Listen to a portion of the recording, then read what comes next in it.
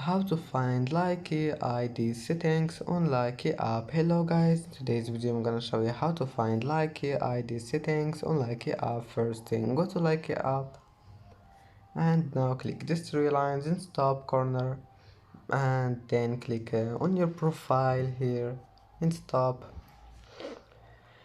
and now click edit, and then here we'll find the Likee ID. All you need to do is just click on it, and as you see here you can change it to anything you want, and then just click save and it will be saved, and that's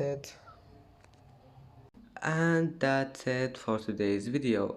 If you like this video, don't forget like and subscribe, and thank you for watching this video until the end, and now see you in the next video.